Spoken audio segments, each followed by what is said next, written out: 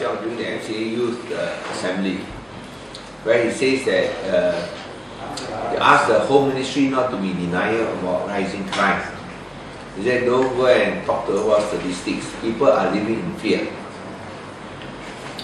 So since even now the MCA Youth has finally admitted what we have been saying on for the last 1 year, that crime is increasing in many parts of the country. Of course, Penang, there is still, even though the numbers are there and numbers have gone up, but still there are a lot of these incidents. There are some cases which are not reported. But I think based on what Wikasion has said, Penang is of course, in terms of crime index, we have dropped.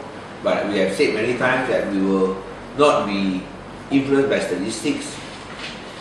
We will continue to ensure that steps must be taken until people feel safe. Only when people feel safe, then Penang is safe. Don't go and tell us statistics to tell us that Penang is safe. I don't think that is effective. I think what's more important is when people feel safe, then only you are safe. You show statistics that crime index has dropped, it doesn't matter at all to the victim. For the victim, there is no difference. Only when the people really feel safe, then only can you say they are safe. And in many parts of the country which are worse than Penang, I think the time has come for the Home Ministry not to be in a state of denial. The MCA Youth have finally forced to admit that crime has gone up because they know they will lose votes if they don't do so. But then we also ask MCA Youth to show their sincerity. Don't just do this for elections. Show their sincerity. They got one Deputy Minister of Home Affairs. Ask him to resign to show that they are serious. Because he has kept on saying that the crime index, that Malaysia is safe because the crime index has gone down. We say that for Malaysia to be safe, it is not the question of, or it is not a matter of the crime index. It is a question of whether the people feel safe. Then only you are safe.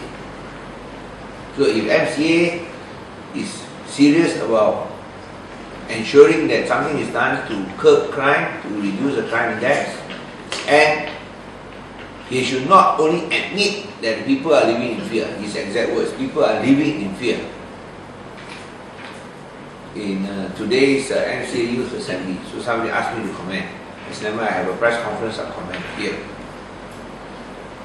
If we do not want people to live in fear, and to show that MCA is serious about what they say, then I think their Deputy Home Minister Lee Chi Leong, the Deputy Minister for Home Affairs, the Kampa MP, should resign for failing to curb crime and for being in a state of denial. Show that they are serious. That means all along, Malaysians have been deceived.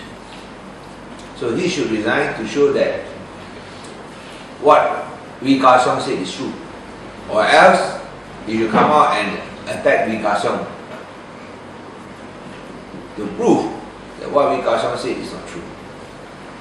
Okay, any questions? The Home Ministry is in denial. We will talk about statistics. And the point is people are living in fear, and there's a need to address the issue. We don't rely on statistics again.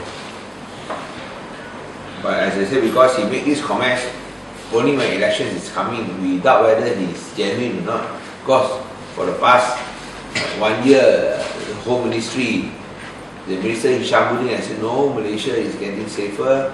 1 or 2 crimes doesn't mean anything. But yet, we see not only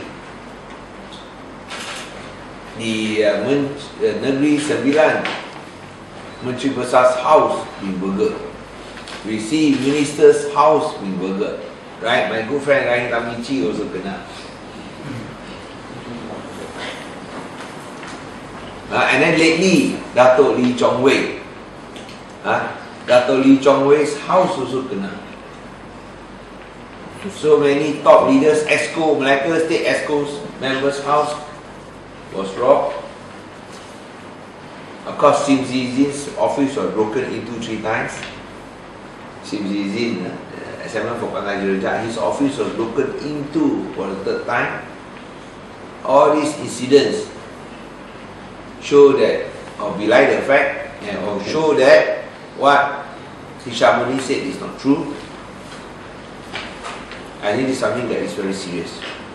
If we have even our badminton player Lee Chong Wei house also can be robbed. I don't know what they're trying to steal. Maybe all his trophies and all his.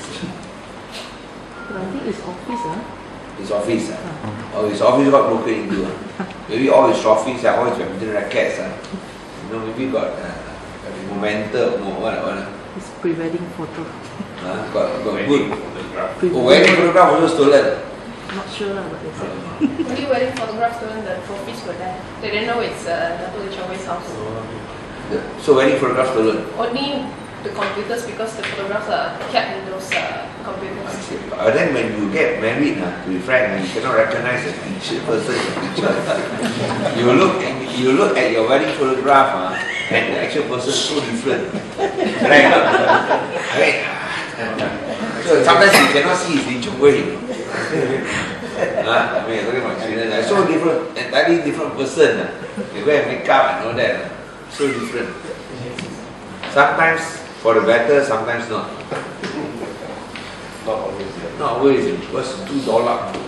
Can't recognize, looks so different. So maybe they don't recognize him because he stole the wedding photographs. Any questions? Yeah, can I ask something else? No.